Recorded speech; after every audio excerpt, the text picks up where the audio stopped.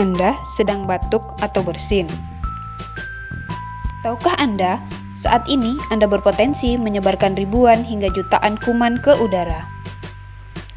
Anda dapat mencegahnya dengan mengikuti etika batuk yang benar berikut ini.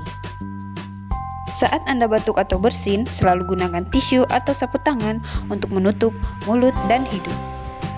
Jika tidak ada tisu atau sapu tangan, gunakan lengan bagian dalam, bukan telapak tangan.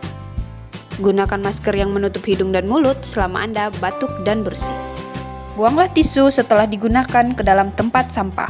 Cuci tangan Anda segera dengan air mengalir dan sabun atau bersihkan dengan alkohol hand rub. Jangan membuang ludah atau dahak di sembarang tempat.